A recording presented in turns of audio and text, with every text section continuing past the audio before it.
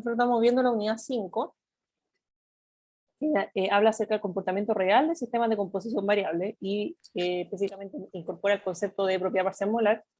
Y ya desde esta unidad en adelante empezamos a incorporar el concepto de que las soluciones no son ideales, ¿ya? Entonces se deja de lado un poco lo que fue Raúl, ¿ya? Y lo que vamos a hacer es que vamos a tratar de poder evaluar las propiedades termodinámicas cuando las soluciones sean reales, ¿ya? Y ahí incorporamos la definición de propiedad parcial molar. Entonces aquí decíamos CAM, cualquier propiedad termodinámica extensiva total. Se define la propiedad parcial molar de componente I de solución como la derivada de la propiedad total con respecto a los moles subidos. Eso es tremendamente relevante porque acá nosotros tenemos los moles, que era lo que yo trataba de motivar en la última clase, que nosotros vamos a tener moles que pueden ir cambiando, y eso también va a cambiar el comportamiento de la propiedad total, ¿ya? Aquí ya lo habíamos establecido con un sistema binario, cómo quedaba, y esa propiedad M podía hacer muchas cosas, podía ser la entalpía, la energía interna, la energía libre de Gibbs, etcétera, etcétera, ¿ya? Y después hicimos como un trabajo algebraico bien largo, que se basa en este concepto de la propiedad parcial molar, y generamos la ecuación de Gibbs-Duffin generalizada, que está acá. Aquí está, ¿cierto? Generamos esta ecuación, que es la ecuación de Gibbs-Duffin generalizada, que nos gusta harto, porque nosotros después evaluamos consistencia termodinámica, los datos, y esta ecuación se utiliza para demostrar que existen restricciones a los parámetros experimentales, ¿ya? Esta ecuación nos permite, por ejemplo, determinar si un equipo está bien calibrado, etcétera, etcétera, ¿ya? Entonces, la relación de Gibbs generalizada muestra que las variaciones de cualquier propiedad termodinámica extensiva están relacionadas entre sí, ¿ya? Y lo que yo les decía el lunes, o sea, yo no puedo tener un delta T de 100 Kelvin y después un delta P de qué sé yo, día a las 6 Pascal, o sea, a lo que voy yo que está todo conectado, ¿ya? Y eso motivamos un poco con la propiedad parcial molar. Después hablamos del cambio de propiedad de mezcla, ¿ya? Que acá también se basa en las diferencias que existen para las propiedades reales, donde la sumatoria de las partes no es igual al total, ¿ya? Entonces, cuando tenemos M, una propiedad termodinámica extensiva total, ¿ya?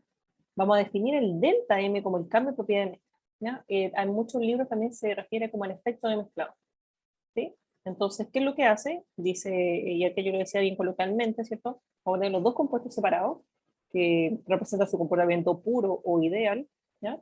Y después los vamos a mezclar y vamos a medir su comportamiento mezclado, ¿ya? Sobre todo para el volumen, que es lo que vamos a ver hoy día, y el calor de mezclado, que es la entalpía, estos parámetros cuando se mezclan pueden ser bien distintos, ¿sí? ¿Y cómo se cuantifica esto de manera algebraica?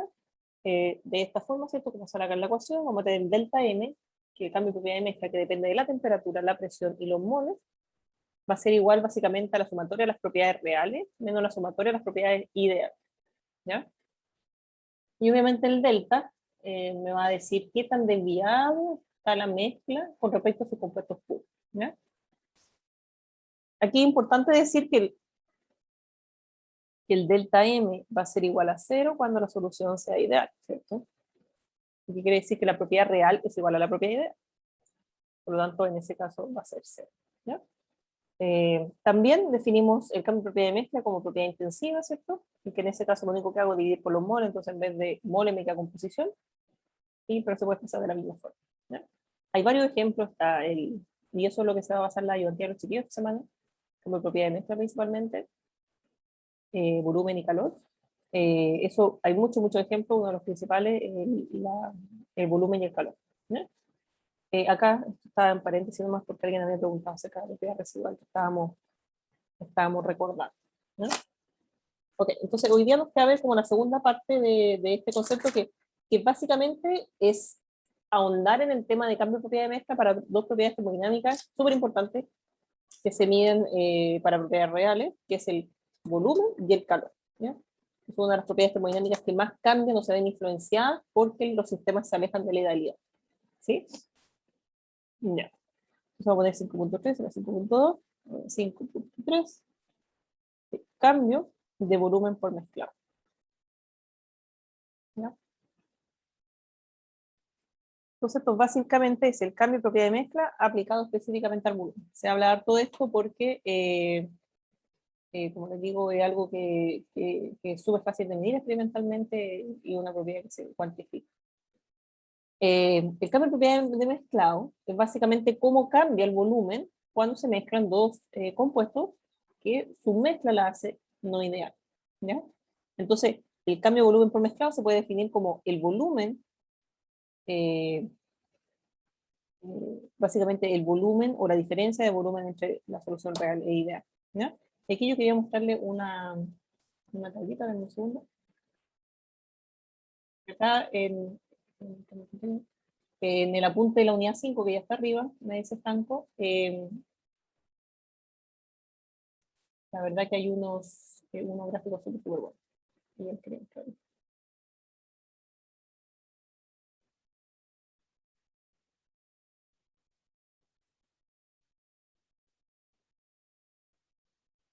Vamos a mostrar la tabla 5.1.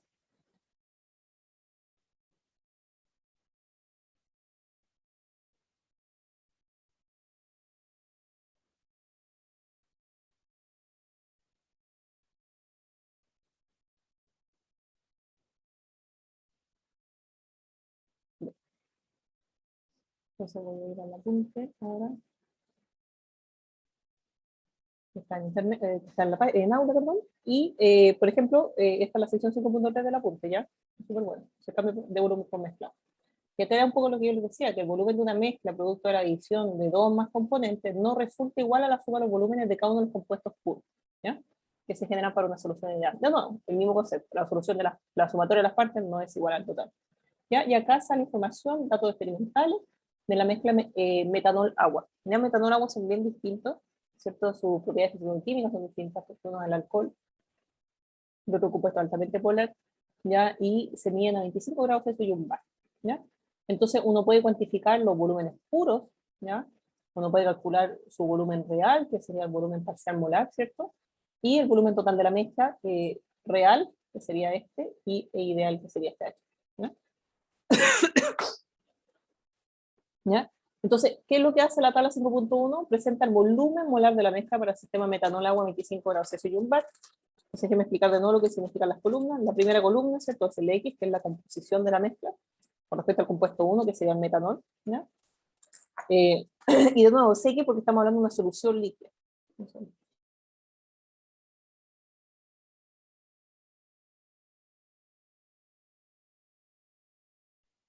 ¿Ya? Entonces, después que vamos a tener, este es el volumen total real de la mezcla, que es molar, ¿ya? Y después tenemos el volumen ideal. El volumen ideal simplemente está calculado como que mido el volumen del compuesto 1 y mido el volumen del compuesto 2 a esta composición y la reporto aquí, ¿ya?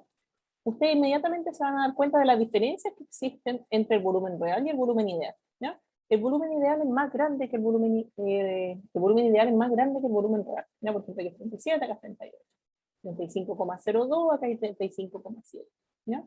Etcétera, etcétera, etcétera, ¿ya? En general va a ser así. Solamente no va a ser a ciertos extremos. Cuando x1 es igual a 1, que el compuesto 1 está puro, entonces básicamente este es el volumen 1, y obviamente el volumen ideal es igual al real porque el compuesto está puro, y obviamente cuando x1 es igual a 0, que quiere decir que ahí tenemos agua, que el volumen real va a ser igual al ideal. Pero si se dan cuenta, el volumen ideal siempre va a ser una sobreestimación del valor del volumen de la mezcla, ¿ya? ¿Y por qué? Porque no, los volúmenes no son aditivos, ¿ya? Entonces, no es que si yo meto 5 ml de metanol y 5 ml de agua, no me van a quedar 10 ml de la mezcla, ¿ya? Entonces, y ahí uno puede cuantificar el cambio de propiedad de mezcla, que básicamente va a ser la resta de esos dos, ¿ya? Acá también ponen amarillo como el punto de máxima desviación, ¿ya? Que ocurre esa composición. Y después acá tenemos el volumen real del compuesto 1, ¿ya? Y el volumen real del compuesto 2. Entonces, acá como les decía, que el volumen real del compuesto 1 básicamente va a ser el volumen total, ¿cierto? Porque el X1 está puro, ¿ya? Y acá por otro lado vamos a tener el volumen 2 parcial molar, que va a ser básicamente igual al volumen total porque X1 igual a 0, quiere decir que X2 es igual a 1, ¿ya? Obviamente eso es en la vecindad de, no es uno exacto, ya si uno mira la cifra significativa ahí va a ser, que si yo, 0,9999999, ¿ya? De esa forma uno puede explicar, por ejemplo, el valor que sale acá en esta tabla, ¿ya? Este quiere decir el volumen parcial, el volumen real del compuesto 2, o volumen parcial molar del compuesto 2, que es su punto de infinita dilución, eso se refiere a paréntesis, ¿ya? Y que era lo que yo trataba de motivar también el lunes, que en definitiva cuando dependiendo de la condición o del porcentaje o el X de la mezcla, el comportamiento va a ser súper distinto. De los constituyentes. Por ejemplo, este es el punto máximo de dilución del compuesto 2. ¿Ya? Por eso se le pone en infinito. Eso quiere decir que es el punto donde el compuesto 2 se aleja lo más posible de su estado puro. ¿Ya? Y ahí se dan cuenta, por ejemplo, si uno lo compara con su volumen de compuesto puro, el volumen disminuyó considerablemente. ¿Ya? En forma análoga, cuando el agua es casi pura, tengo muy poquito de metanol, acá yo puedo reportar el punto de infinita dilución, eso quiere decir el infinito, y también este es el punto donde existe la mayor desviación del comportamiento ideal del compuesto 1. ¿Ya? ¿Por qué? Porque no está muy diluido en el compuesto 2. ¿Ya? Entonces, el valor de su volumen es súper distinto al volumen ideal, que sería 40, que es cierto, aquí cambió harto, era 40 y ahora es 35. ¿Ya? Entonces esta tabla en general es como bien buena para entender, a veces uno se lo olvida cómo se calcula el delta D, entonces uno dice ya, ok, la recta de este de no es, etc. ¿No? Y quería mostrarle esta figura también, que acá sale, acá sale graficado, el gráfico de volumen molar versus la composición para este sistema de metanol-agua, y acá salen todos los constituyentes de la mezcla. Entonces, el azul, el volumen parcial molar, ¿ya? Y acá tenemos el volumen total. Entonces ahí ustedes pueden ir viendo cómo básicamente cada uno de ellos se comporta. Entonces acá tenemos el volumen total, que es en negro, y ahí podemos ver las desviaciones con respecto al volumen parcial molar y cómo van contribuyendo cada uno de acuerdo a su composición. ¿Ya? Pero este no es tan interesante como el 5.3, ¿ya? Que son los volúmenes molares y parciales versus la composición para de nuevo el sistema metanol-agua. Y este es más interesante porque acá sí que se entienden las desviaciones. Entonces, la curva azul es el volumen parcial molar de compuesto 1, la curva verde es el volumen parcial molar de compuesto 2, después la línea recta es el volumen ideal, y los puntitos son básicamente lo experimental, el volumen real total. ¿Ya? Y eso es súper interesante porque en definitiva uno puede ver, ¿cierto? Si acá tengo el volumen 1 real, acá tengo el volumen 2 real, bueno, el volumen total tiene que estar más o menos al medio, ¿cierto? Porque obviamente es una ponderación de los volúmenes parciales molares. Y también aquí uno puede ver la desviación que existe entre la mezcla ideal y la mezcla real. ¿Ya? Y ahí uno puede más o menos estimar dónde se genera el punto de máxima dilución, que en general, no siempre, los puntos de máxima dilución tienden a presentarse cuando la mezcla es 50-50, que es más o menos lo que ocurre aquí, ¿cierto? Aquí estoy en 50, y por estas zonas es cuando se genera una mayor diferencia entre el volumen ideal y real. ¿Ya? En este caso, ¿por qué ocurre? Porque, de nuevo, recuerden que es un tema de probabilidad de que los compuestos se encuentren en la mezcla, ¿cierto? Entonces, cuando tengo 50 y 50 de cada compuesto, existe una probabilidad muy alta que el metanol se encuentre con moléculas de agua y que el agua se encuentre con moléculas de metanol. ¿Ya? Y eso va a influenciar el comportamiento y las propiedades de esos compuestos, ¿ya? Y específicamente las interacciones que ellos presentan. ¿Ya? Porque obviamente se van a encontrar con un compuesto que interactúa distinto a él. ¿Ya? Entonces se empiezan a desviar de su comportamiento puro. ¿Ya? ¿Y por qué digo que en general se va a dar el 50%? Porque va a depender mucho de los constituyentes de la mezcla. Hay componentes que son eh, que interaccionan muy fuerte, entonces lo que ocurre ahí es que incluso cuando estén presentes en concentraciones muy pequeñas, desvían mucho a otro componente de la solución. Entonces quizá ahí el punto máximo de dilución, qué sé yo, va a estar en 20%. Por ejemplo. Pero en general uno no sería una mala suposición decir que el punto mayor de dilución, a menos que yo tuviera datos experimentales, se genera más o menos cuando uno tiene 50-50. ¿Ya? Ahora, los puntos individuales de mayor desviación se generan en los extremos. Por eso sale acá, por ejemplo, en este punto, cuando x1 es igual a 1, ese es el punto del volumen 2 infinitamente diluido. Esto quiere decir que es el punto de máxima de dilución del compuesto 2, justo aquí en este punto. Cuando x1 es casi 1, quiere decir que el compuesto 2 es casi 0. ¿Ya? Y acá de la misma forma, que es lo que les decía anteriormente, cuando el compuesto, el x1 vale 0, ¿cierto? O casi 0, el volumen, el x2 vale casi 1, entonces este es el punto de mayor dilución donde lo puedo leer. Y de la misma forma, ustedes pueden ver que parte de su valor puro y empieza a disminuir. De la misma forma que el compuesto 2, parte de su volumen puro y empieza a disminuir. ¿No? Pero este apunte, el apunte 5 en verdad es súper bueno para que lo podamos ir realizando. ¿No? Perfecto. Ya, eso volvamos a la iPad. Profe, ¿Mm? una duda con esas líneas que estaban punteadas, que dijo que partían del volumen puro y después empezaban a disminuir. ¿Esa disminución de qué depende? Porque, por ejemplo, la de arriba parece más curva que la de abajo, entonces como que no encuentro de dónde se vean esos datos. ¿O es más bien estimativo? No, estos son datos experimentales, de hecho, o sea, esto viene de, o sea, claro, la forma en cómo decrecen no tiene que ser necesariamente distinta para los dos compuestos, porque los dos compuestos tienen distinta naturaleza, entonces, el compuesto, el compuesto 1 se comporta distinto ante la presencia del compuesto 2, y no es la misma forma que el compuesto 2 se comporta distinto ante la presencia del compuesto 1, ¿ya? Como tiene interacciones distintas, a medida que empieza a aumentar la presencia de los dos compuestos, los dos van a empezar a cambiar, pero no de la misma forma, porque tienen naturaleza distinta. El metanol tiene una naturaleza distinta que el agua. ¿Ya? Por eso los dos decaen. Lo que sí tienen que decaer, ¿cierto? Porque al final tengo que llegar a un promedio más o menos de los dos. Pero la forma en que decaen va a depender de, del valor inicial y de cómo van variando las composiciones. Entonces no va a ser siempre lo mismo para los dos. Insisto, como por ejemplo en este punto aquí de 0,2, el compuesto 1 está interactuando con el compuesto 2, que no necesariamente va a ser lo mismo al revés. Ah, ok, profe, entonces no vamos a tener una fórmula que identifique esas como curvas. Una fórmula que identifique esas curvas. Claro, como que nos pidan dibujar esas curvas en base a un cálculo. No sé, porque son las relaciones que vimos. O sea, en general, una vez es lo que tiene el cambio de propiedad de mezcla, y uno podría estimar los volúmenes parciales molares. Pero lo Ah, que ok, voy yo que profe. la forma en que decae el volumen parcial molar 1 no es la misma forma en que decae el volumen parcial molar 2. Eso es lo único que quiero decir.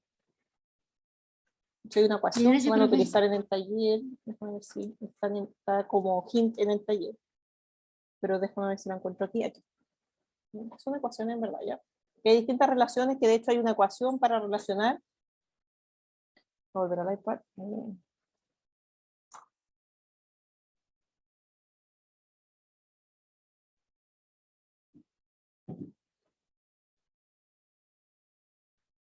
Por ejemplo, el volumen 1, ¿ya? Uno puede demostrar varias cosas.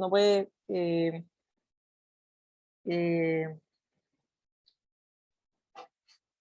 uno puede demostrar, por ejemplo, que la ecuación que ustedes van a utilizar en el taller, que el V1, ¿ya? Va a ser igual al volumen total molar menos la composición del compuesto 2 por la variación del volumen de la propiedad total por el compuesto 2 a temperatura y presión constante, ¿ya?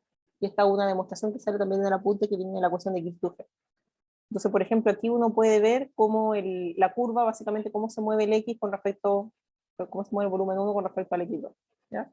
Y de la misma forma uno puede demostrar, utilizando la ecuación de Kirchhoff, que el V2 es igual al volumen molar menos X1 por dB molar de X1 a temperatura y presión constante. Entonces, hay formas de representar el decaimiento de cada volumen y va a ser distinto los dos, ¿ya? Porque van a estar influenciados por las composiciones. Profe, ¿Mm? ese volumen molar corresponde al de la mezcla total. Mezcla total. Sí. Siempre que no le pongamos su índice, el volumen mezcla total. Ya. Súper buena pregunta, ¿verdad? Porque a veces uno se confunde. Entonces, ahí yo quería motivar un poquito más el tema de los puntos de infinita dilución. ¿Ya? Entonces, nosotros, cuando tengamos una mezcla líquida, vamos a poder definir dos extremos. ¿Ya? Entonces, la primer extremo va a ser cuando nosotros hablemos de una mezcla concentrada. Específicamente cuando tengamos el compuesto 1 concentrado. ¿Ya?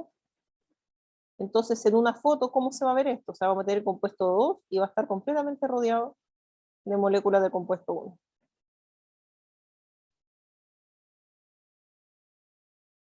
¿Ya? Entonces, ¿qué es lo que ocurre aquí? De nuevo, esto es un tema de probabilidad. Aquí, en esta situación que yo dibujo, que es bien simple, lo que ocurre es que existe una mayor probabilidad de que el compuesto 1 interactúe con moléculas del compuesto 1, de su misma naturaleza. ¿Ya?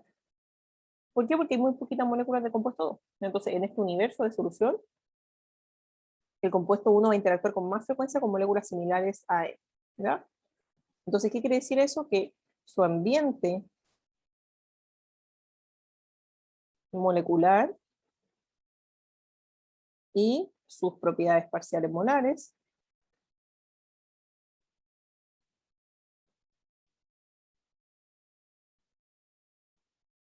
son similares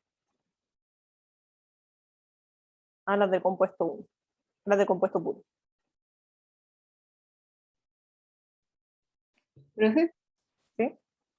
lo que sigo sin entender del punto de máxima dilución, ¿verdad? Es que ¿por qué ese volumen no es cero? O muy cercano a cero.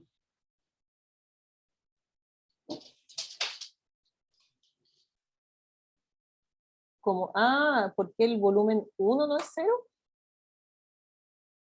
¿O por qué el volumen, por qué cuando x1 es igual a 1, el volumen 2 no es Pero, 0? claro.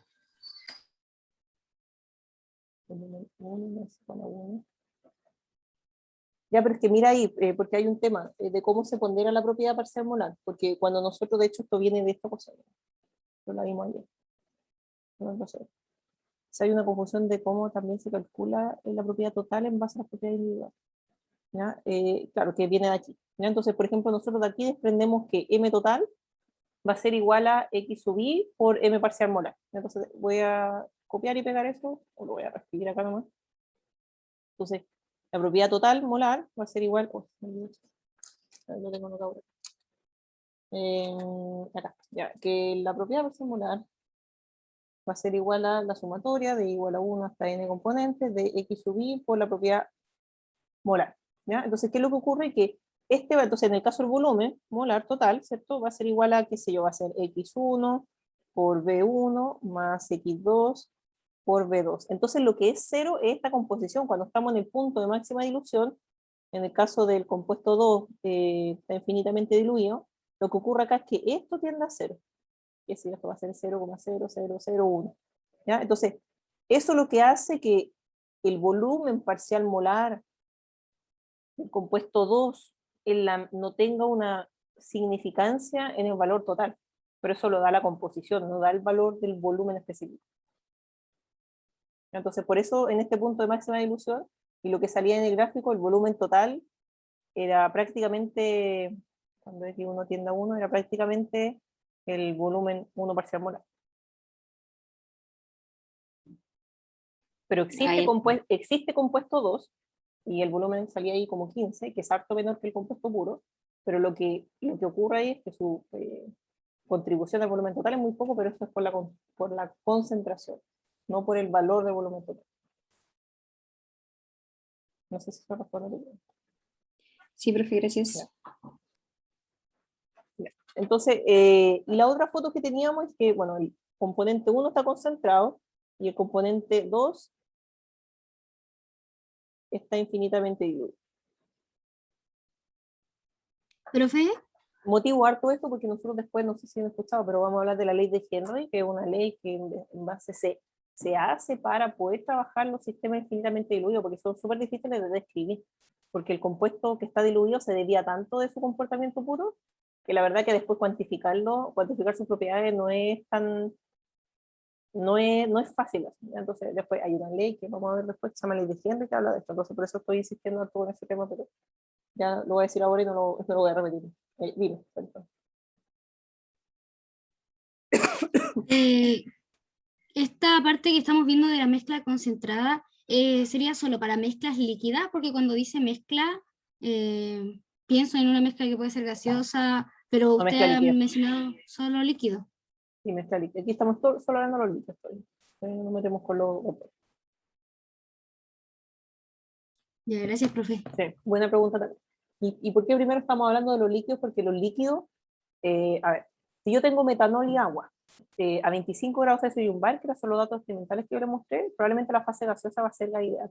¿Ya? Porque la fase gaseosa, yo puedo tener dos componentes que son súper distintos, sus propiedades físico-químicas son súper distintas entre ellos, pero si yo los tengo en un bar, los componentes ellos van a andar felices.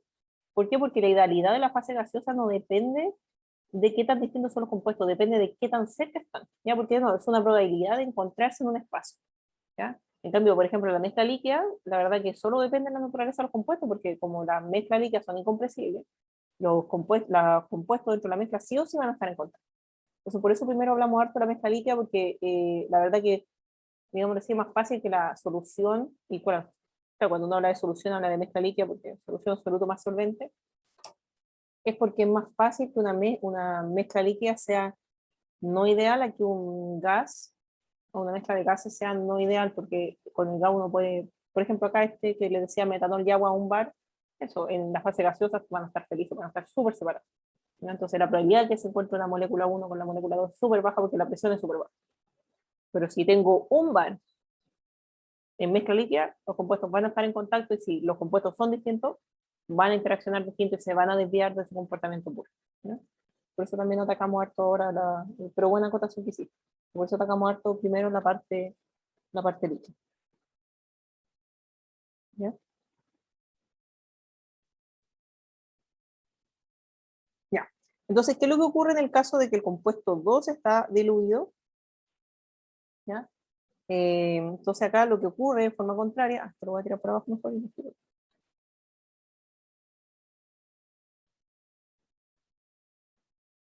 Entonces, por otro lado, la especie diluida, que va a ser el compuesto 2, interactuará más frecuentemente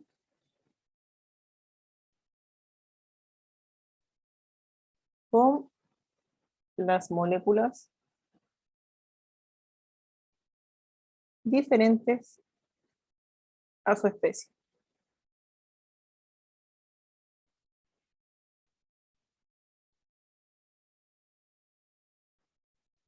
Este ambiente molecular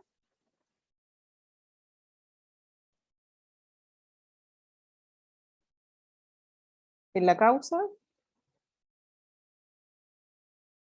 que las propiedades parciales molares sean tan diferentes de las que tendría la especie pura, ¿ya?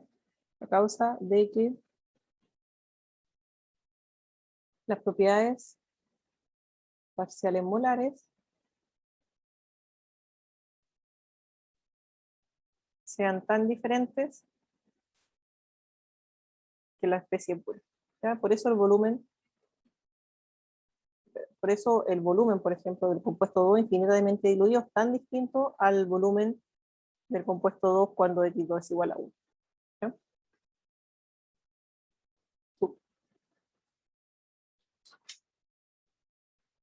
Creo que eso era lo que yo quería decir de volúmenes, de cambio de propiedad de mezclado, ¿ya? Entonces, lo importante es entender que, bueno, hay que entender cómo se pondera el volumen total, así que estuvo buena la pregunta para recordar esta ecuación.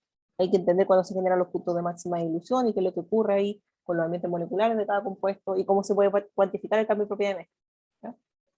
Entonces, el cambio de propiedad de mezcla se va a exacerbar, ¿cierto? Cuando estemos más o menos, en este caso, como les decía, el cambio de propiedad de mezcla era el mayor cuando se tenía 50%.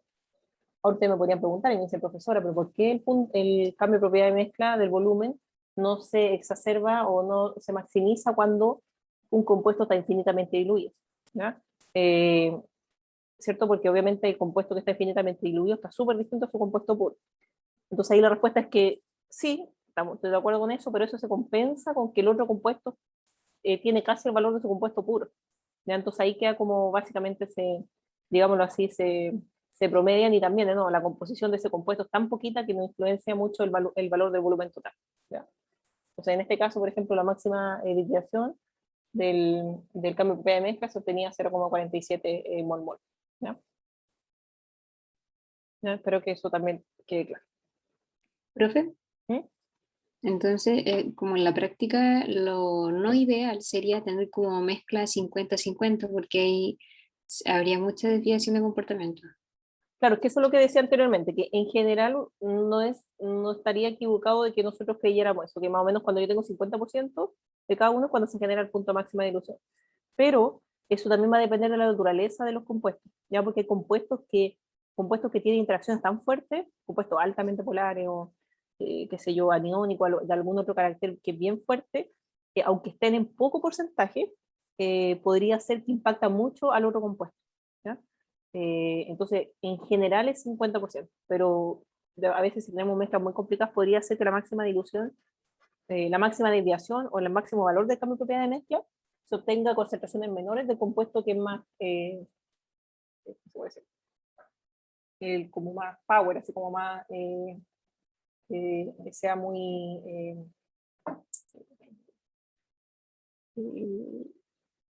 sus interacciones, por ejemplo, sean de otro orden de magnitud comparado con las del otro, básicamente. Pero sí, es un buen como criterio fundamental pensar que más o menos que 50-50 es lo que se obtiene. Lo que pasa es que de ahí les voy a mostrar algunos gráficos y vamos a ver después en el curso que el punto de máxima dilución no se obtiene a veces en el 50%. Cuando analicemos la mezcla de Gibbs también vamos a ver que no siempre es así, ¿no? Pero sí, como en general, el concepto general sí uno podría pensar eso, ¿no? Ok, el último tópico que quería conversar hoy día es ahondar un poco más en el cambio de propiedad de mezcla ahora correspondiente al calor de mezclado. ¿Ya? Entonces, en el 5.2 hablamos de cambio de propiedad de mezcla, 5.3 ahondamos un poco más en el cambio de volumen por mezclado. Ahora yo quería ahondar un poco más en el cambio de la entalpía, ya que se llama calor de mezclado. Y ahí les vamos a mostrar algunos gráficos también súper buenos que salen en la punta 5. ¿Ya? Entonces, ¿cómo se define el calor de mezclado? Uno puede definir el calor de mezclado como lo que ocurre al mezclar dos o más componentes adiabáticamente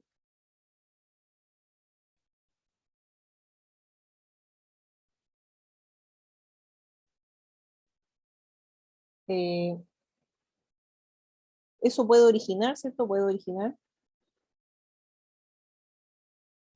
una elevación o descenso de su temperatura.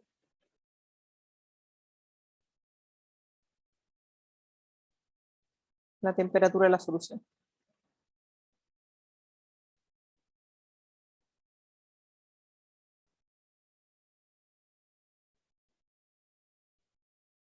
Entonces, ¿qué es lo que ocurre después para nosotros poder establecer la temperatura inicial? Vamos a requerir extraer o suministrar esa energía a través del mecanismo de calor. Entonces, el calor de mezclado básicamente se mide como la energía que yo tengo que suministrar o retirar para poder volver a restaurar esa temperatura que cambió al mezclar estos dos compuestos, ¿no?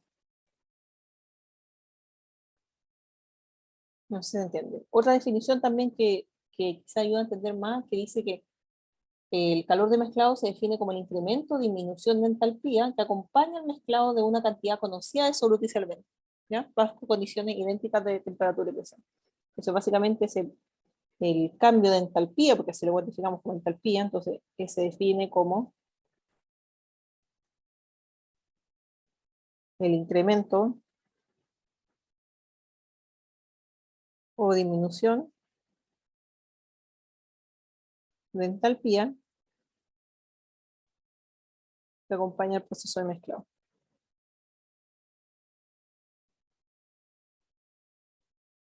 Hay varios ejemplos bien clásicos, el ejemplo que yo siempre les doy, el ácido sulfúrico y agua, etanol agua, hay varios ejemplos.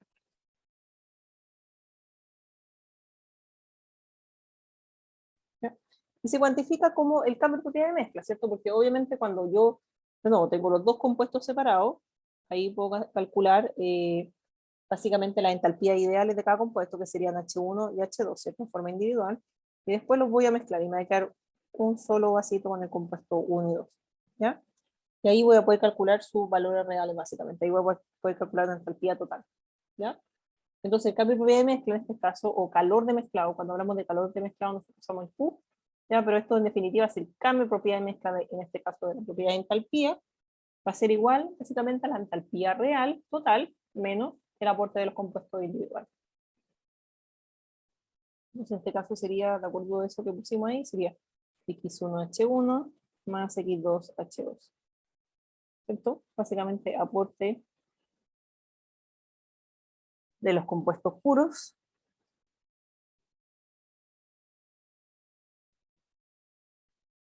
entalpía real de la mezcla. Entalpía total real de la mezcla.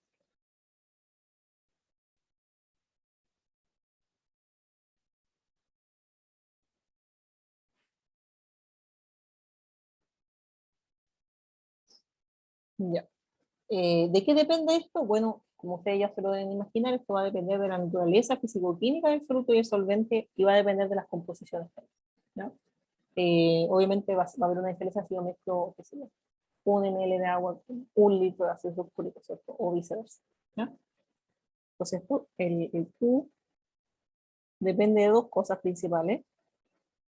Uno, la naturaleza físico-química de los constituyentes de la mezcla.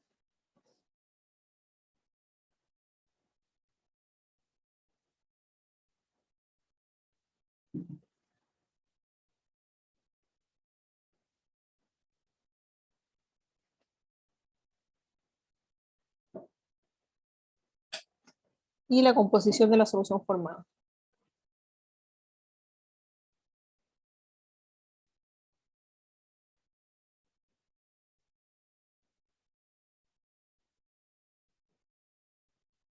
¿Ya? Súper. Profe, ¿Sí? me sale una duda porque al principio usted habló que al mezclar dos o más componentes, entonces, por ejemplo, si tuviéramos tres componentes distintos en una mezcla, siento que la parte del aporte de los compuestos puros, ahí se agregaría como un X3 y un Claro.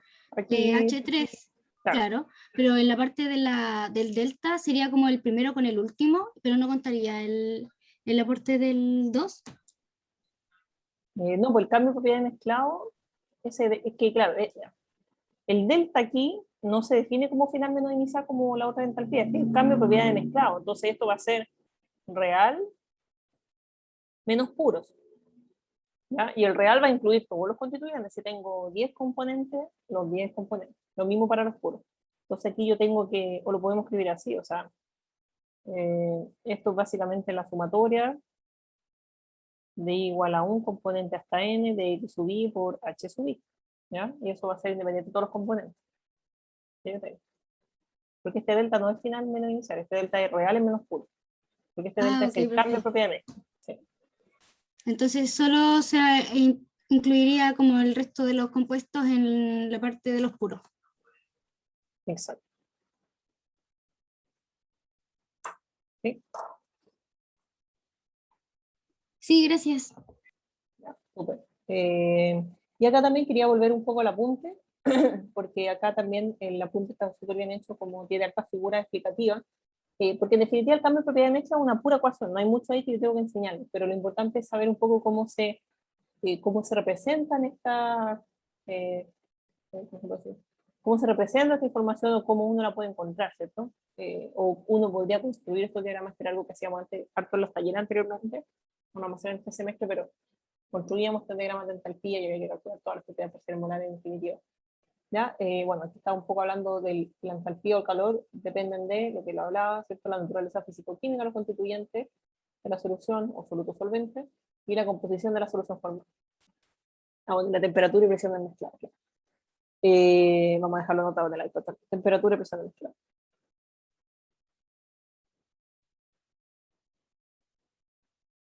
¿Ya?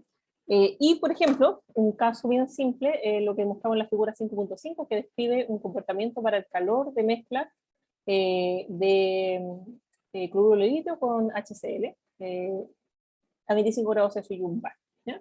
Entonces, ¿qué es lo que hace acá? Vamos a tener en el eje Y, bueno, en el eje X tenemos la composición y en el eje Y tenemos la entalpía en propiedad intensiva. ¿Ya? ¿Y qué es lo que entregamos acá? Nosotros vamos a tener básicamente la información del cambio de propiedad de mezcla que se genera dependiendo de la composición en la cual varíe la mezcla, ¿cierto? Entonces, por ejemplo, si tenemos un mol de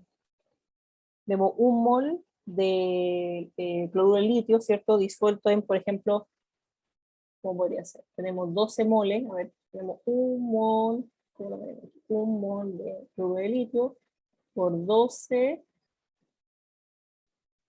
ml.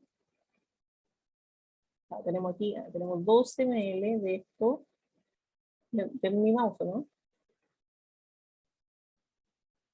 Sí, profe. Entonces, si tenemos un mol de litio, un mol de cloruro de litio por 12 ml de agua mezclado a 25 grados Celsius y un bar, bueno, 2 sería por aquí. Sería más o menos aquí. Entonces sería como menos 33, 1, 3 y menos 33 kilojoules por mol. ¿Ya?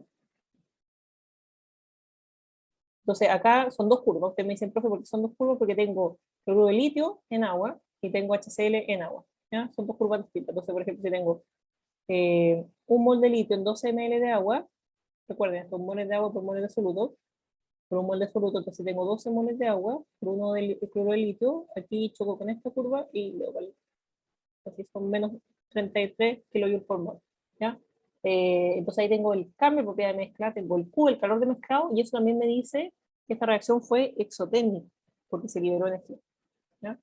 Porque es negativo, ¿ya? Un valor negativo de entalpía, un valor negativo de calor, que uno liberó calor, ¿ya? Entonces, y eso se traduce que básicamente al mezclar cloruro de litio con agua se genera una reacción exotérmica, ¿ya? Veamos otro, ¿ya? Bueno, aquí estoy complicada, de hecho este es lo que lo estaba explicando, ¿cierto? Un mol de cloruro de litio en 12 ml de agua libera el valor exacto, 33,6, yo dije 33, bueno, no está tan mal, ¿ya? Y hay varios gráficos aquí interesantes para que ustedes puedan ver. Quiero ir a la tabla 5.6, que representa la entalpía de mezcla y entalpías molares parciales para el sistema de NOL, el sistema metanol-agua a casi 20 grados Celsius y un bar, ¿ya? Y acá hay un tema, por ejemplo, que los puntitos son la entalpía real, ¿ya? Si se dan cuenta, no alcanza su máxima desviación en el caso del calor cuando la composición es 50%, ¿ya? Porque obviamente bueno, aquí hay entalpía, ¿cierto? No se van a comportar de la misma forma, ¿ya? La entalpía tiene cantidades diferentes, ¿cierto? Se comporta diferente esa propiedad, por lo tanto no necesariamente el máximo va a ser a 50%, ¿ya? Y acá solamente en estas curvas, en la azul rayita, ¿cierto? Y la verde rayita, lo único que hace básicamente la diferencia entre la propiedad real y la propiedad del compuesto puro de cada compuesto, ¿cierto? Acá el compuesto 1 y el compuesto 2. ¿Ya? Pero quería hacer referencia a esta imagen, que era lo que le había dicho que le iba a mostrar una que no alcanza su valor máximo, o su valor de mayor desviación, digámoslo así, es 50%. Y eso va a depender de la propiedad y del constituyente de la masa. Súper. Eso es lo que quería decir, y ahora vamos a llegar a la última parte de esta unidad, que son los diagramas de entalpía versus concentración, que nacen básicamente y no voy a volver al iPad porque aquí es súper importante mostrar lo que sale en esta unidad, los diagramas de entalpía versus concentración e información experimental disponible acerca de el calor de mezclado, pero más que el calor de mezclado, la entalpía real. Pero la entalpía real, si ustedes se dan cuenta, tiene dentro de sí mismo el calor de mezclado. ¿Por qué? Porque si ustedes ven esta ecuación acá, esta es la misma ecuación del calor de mezclado, simplemente que tiene despejada la entalpía real, ¿cierto? Porque esta es la entalpía, recuerden que la definición de calor de mezclado era delta H, el calor de mezclado, era igual a entalpía total real menos los aportes de los compuestos puros, ¿ya? Entonces lo único que yo hice aquí ahora es despejar la entalpía real, ¿ya? Entonces, cuando nosotros veamos la literatura en valores gráficos de entalpía versus composición, en definitiva, lo que ocurre ahí es que el calor de mezclado, y eso creo que entendamos bien, el calor de mezclado influye el valor de la entalpía real. Pero no, aquí sale súper claro, por eso quería mostrarlo aquí mismo, o sea, es básicamente despejar la ecuación, ¿ya? Y hay muchos gráficos de entalpía de concentración que se pueden encontrar en la literatura, nosotros vamos a usar principalmente tres, solamente para que ustedes aprendan a manejarlos, ¿cierto? Y después si eventualmente tienen que utilizarlos, puedan saber cómo utilizarlos, ¿ya? Y aquí quiero ir rápidamente a esta última parte, que por ejemplo acá tenemos un gráfico de entalpía versus concentración para la mezcla ¿cómo se llama esto? Sodium hydroxide, eso es, ¿cierto? En agua. Y acá también, siempre en general van a salir la entalpía como propiedad intensiva pero máxima, ¿no? Y acá sale la concentración, ahí se tienen que fijar solamente esto es fracción en peso, ¿ya?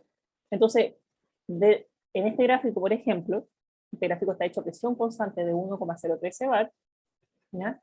Aquí se establecen las referencias para cada compuesto, ¿ya? Y lo que uno tiene aquí son distintas isotermias, ¿ya? Entonces, obviamente va a importar, ¿cierto?, a qué temperatura estoy haciendo ese proceso mezclado. Entonces, por ejemplo, solamente para que entiendan fácilmente, si yo tengo 30% de sodium hydroxide a 100 grados Fahrenheit, ¿cierto? Acá al lado puedo leer la entalpía total real de esa mezcla, que sería, ¿cierto? 30% sodio hidróxido y 70%. ¿No? Sí, en general son fáciles de leer, hay algunos más complicados que vienen más atrás, pero por ejemplo este es súper fácil para poder entender la entalpía. Quiero seguir reforzando que este valor de entalpía incluye el calor de mezclado. Por eso es importante saber cuantificar el calor de mezclado, porque el calor de mezclado lo vamos a necesitar para calcular la entalpía real de la mezcla. ¿Ya? Me explica un poquito más, explica cómo se hacen cada curva.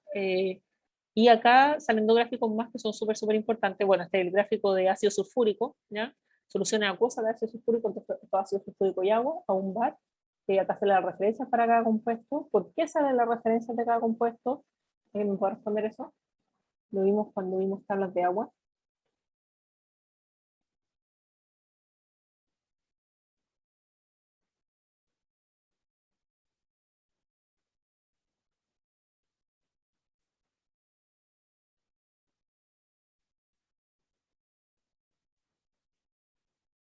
¿Por qué los gráficos tienen referencia?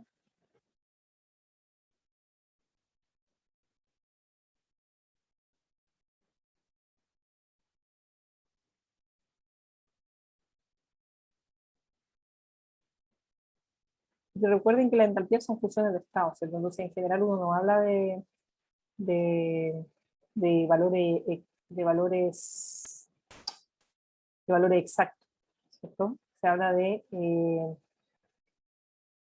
delta, ¿ya? Entonces cuando yo calculo la entalpía, de hecho eso también sale en el apunte, pero esto nosotros lo vimos cuando vimos tablas de vapor, por eso yo en verdad no ahondo más en eso, pero en definitiva lo que uno necesita es una referencia, y esto sale acá, claro. Entonces los valores, esto usa lo mismo en la unidad 8 de termómetro, que es cierto que dice, bueno, los valores absolutos de la entalpía deben ser determinados de acuerdo a un valor de referencia, ¿cierto? Porque esto no es una función de estado, uno calcula el cambio de la entalpía ante un proceso.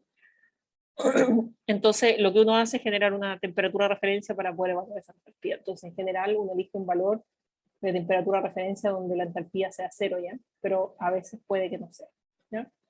Pero eso, insisto, esto es algo que esto ya sabemos del mundo, así que no debería ser mayor problema, ¿ya? Pero solamente lo menciono para que se den cuenta que en cada gráfico va a salir una referencia de entalpía para el compuesto 1, para el compuesto 2. Acá también para el ácido sulfúrico va a salir la referencia para el compuesto 1 y para el compuesto 2. ¿Ya? Y después tenemos el gráfico de etanol-agua. ¿Ya? El gráfico de etanol-agua también está hecho a un bar, este es 1 kilogramo fuerza por centímetro cuadrado, sistema en inglés, pero igual es un bar básicamente, y sale la referencia para el compuesto 1 y para el compuesto 2. ¿Ya? El gráfico de etanol-agua es un poquito más distinto porque considera varias fases. Entonces, aquí esto lo quería explicar porque también lo vemos harto. Entonces, el gráfico etanol-agua, de nuevo, en el eje Y tiene entalpía y en el eje X tiene concentración, aquí weight fraction. O sea, weight es peso, ¿ya? Porcentaje peso-peso.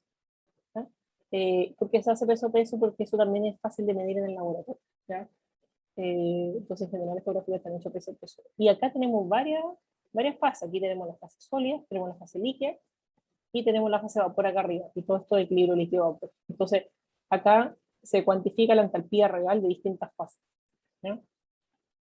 Y dentro de ese concepto también está el calor de mezclado. Acá tenemos varias isotermas, todas estas líneas son isotermas, ¿ya? Y bueno, obviamente las isotermas también van a cambiar dependiente de acuerdo a la fase. Entonces, en la fase líquido-vapor tenemos estas isotermas que son como, tienen un ángulo, ¿cierto? Como de 70 grados, y después acá en la fase líquida son horizontales, ¿ya? Pero acá también tenemos un gráfico que es un poco distinto que representa distintas fases, ¿ya? Quería darme un minuto para explicar cómo funcionaba este gráfico, porque bien no es tan directo como aprender a usarlo. Este gráfico tiene varias cosas que hay que hacer notar, que la primera tiene estas líneas auxiliares para interpolación, dice ahí auxiliary line for interpolating equilibrium conditions, composition, y que para qué existe esa curva, para ayudar a interpolar datos de equilibrio, ¿ya? Pero es bien fácil, yo lo muevo. Entonces, luego tenemos sólido, tenemos la freezing line, que es el punto de congelación, ¿cierto? Entre el cambio de fase sólido-líquido. Acá tenemos todas las isotermas del líquido, y acá tenemos la boiling line, que la boiling line son las líneas, digamos así, de punto burbuja, ¿cierto? Cuando se empieza a generar el vapor, ¿ya? Acá tenemos la dew line, ¿cierto? Que es la zona de punto rocío, Y todo lo que está entre medio de esta dew line, que el punto rocío, el punto burbuja, es equilibrio líquido-vapor. Entonces, en general, el valor del eje Y, lo que tenemos que saber, que insisto, es el valor real de la entalpía a la composición en la cual lo estemos calculando. ¿Ya? Entonces, si yo mido aquí, estos son 300 kilocalorías por kilo, reales del estado y la mezcla en la que yo estoy midiendo. ¿Ya? Ok, entonces, por ejemplo, yo podría saber si estoy a 40% de etanol, ¿ya? Y, qué sé yo, a 85 grados Celsius, simplemente leo acá 200 kilocalorías por kilo. ¿Sí? Ahora, si yo tengo un equilibrio líquido-vapor y quisiera determinar, por ejemplo, las composiciones, si yo dijera, tengo una composición global de 30%, estoy a, por ejemplo, 88 grados Celsius, yo quisiera poder determinar, ¿cierto?, las composiciones de líquido-vapor, ¿cierto?, de la misma forma que lo hacíamos para Raúl, ¿ya? Y para eso es porque existe esta línea auxiliar, ¿ya? Entonces, esta línea auxiliar, ¿qué es lo que dice? Dice, yo tengo que formar un triángulo que una la línea punto burbuja con la línea punto rocío que pase por la línea auxiliar. Entonces, de hecho, mejor ocupemos este ejemplo que está dibujado acá. No sé si lo ven, es bien sutil, pero aquí sale un triángulo dibujado, ¿no? Entonces, ¿qué quiere decir? Que acá tenemos un equilibrio líquido-vapor a 80 grados Celsius, que es por donde pasa, donde se une el triángulo, ¿cierto? Que la hipotenusa es la isoterma por donde pasa la hipotenusa del triángulo. Y en este punto de aquí, yo me refiero a la fase de vapor, por lo tanto, si yo leo hacia abajo, tengo la composición de ese vapor, de la mezcla líquido-vapor, y si yo voy a este punto, el otro extremo del triángulo que choca con la línea de rocío, puedo leer hacia abajo, que es como 58%, y ahí leo la composición del líquido saturado de esa mezcla, ¿ya? Entonces, ¿para qué uso la línea auxiliar? Es para poder unir los dos puntos de la mejor forma. Entonces, por ejemplo, yo parto acá, llego hasta arriba, choco con la línea auxiliar, y después me voy de forma horizontal hasta que choque con la línea del punto rocío, y después uno el triángulo, ¿no? Y de esa forma, cuando uno el triángulo, puedo saber con qué isoterma choca esta hipotenusa, ¿ya? Porque, por ejemplo, acá nosotros en este gráfico tenemos alta isoterma, pero no necesariamente podría ser así. ¿Ya? ¿Qué pasa si yo estoy entre medio de isoterma? Entonces yo tengo que interpolar entre la isoterma, y una forma de hacerlo, obviamente, y la forma más exacta de hacerlo en este caso, es ver con qué isoterma o entre qué valores está la hipotenusa. ¿Ya? Lo vamos a ver más en la ayudantía igual, a veces es bueno hacerlo con un ejercicio, pero en definitiva esta línea auxiliar nos va a permitir conectar el vapor saturado con el líquido saturado de una mezcla líquido-vapor. Y este gráfico es a un bar, solo a un bar. Hay gráficos más complicados que están hechos para distintas presiones, y un ejemplo de ese, que es un gráfico también hemos muerto en el curso, es el del amoníaco. ¿Ya? No, la próxima semana vamos a hacer ejercicios para esto, pero el gráfico del amoníaco, este que estoy mostrando acá, pues acá abajo dice diagrama entalpía versus concentración para soluciones acuosas en amoníaco, pero la referencia, amoníaco líquido menos 77 y agua líquida 0 grados Celsius. ¿Ya? Y este es un poquito más complicado, ¿por qué? Porque tiene distinta isoterma y distinta presión, entonces no me limita el cálculo de entalpía mezclado o entalpía real a un bar, que era el caso del etanol. ¿Ya? Acá yo tengo varias presiones, esto es de 0,3 PSI hasta 300 PSI. ¿Ya? Entonces, y también tengo líneas auxiliares, entonces, por ejemplo, déjenme explicarle a grandes rasgos, tenemos el líquido acá, ¿ya? Todas estas son curvas de líquido, tenemos, todas estas curvas representan el líquido saturado, ¿ya? A distinta presión. Después tenemos las líneas auxiliares, que son todas estas que salen aquí, por eso dice Equilibrium Construction Lines o líneas auxiliares, para hacer la analogía del gráfico etanol, ¿ya? A distintas presiones, y después tenemos las líneas de vapor saturado a distintas presiones también, ¿ya? Entre medio tenemos el líquido vapor, arriba tenemos vapor sobrecalentado y abajo tenemos el líquido enfriado. Y estas líneas auxiliares, como bien salen los dos ejemplos ahí, nos van a permitir unir los puntos de líquido saturado y vapor saturado en mezcla líquido-vapor. ¿Ya? ¿Para qué? Para poder, por ejemplo, conocer las composiciones de esa mezcla líquido-vapor. ¿Ya? Pero obviamente eso va a depender de la presión. ¿Ya? La curva de equilibrio a 100 PSI es distinta a la curva de equilibrio a 150 PSI.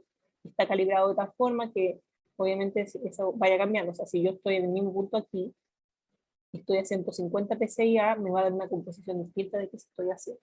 ¿Ya? Están calibrados de esa forma, obviamente, para tomar en cuenta esos cambios del equilibrio.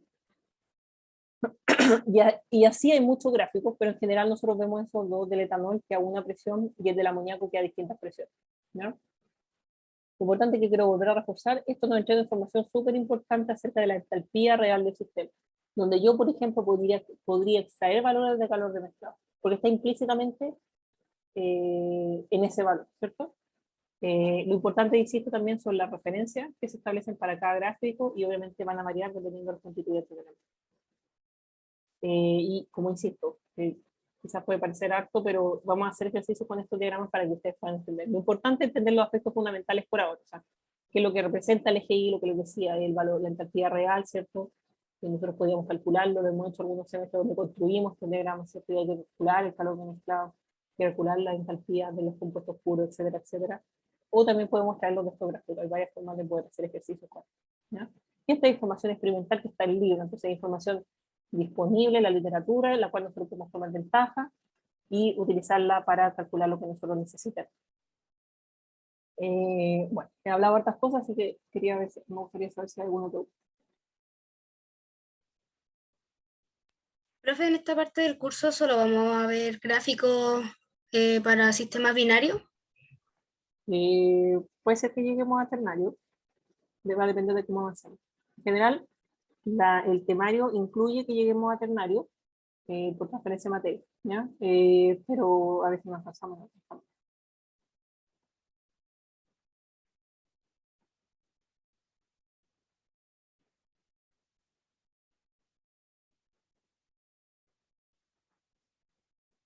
¿Más preguntas?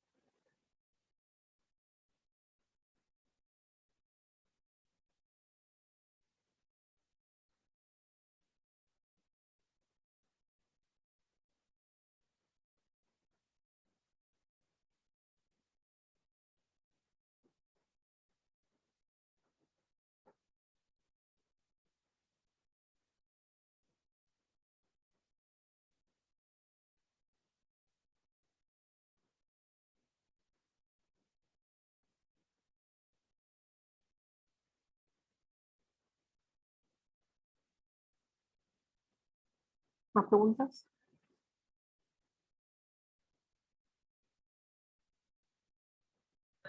No, profe. No. Ok. Ya, entonces, bueno, yo creo que dado la materia y todo, creo que con esto damos por cerrado la unidad 5. Si se dan cuenta, son dos cosas principales. El concepto de propiedad parcial molar, que hace referencia al valor efectivo de una propiedad, considerando que está en eje, que la composición cambia, y después está toda esta parte que conversamos después acerca de cómo cambian las propiedades, el cambio de propiedad de mezcla, ¿cierto? ¿Cuál es la diferencia que existe entre la propiedad real y la propiedad de los compuestos puros de forma separada?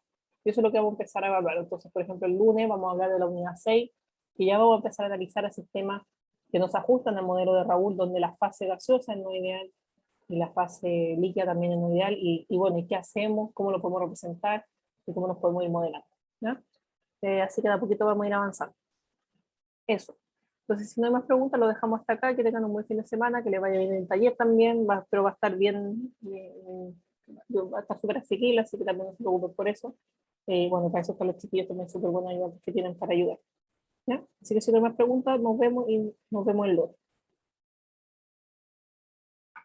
Chao, profe. No, Chao, chao, profe. profe.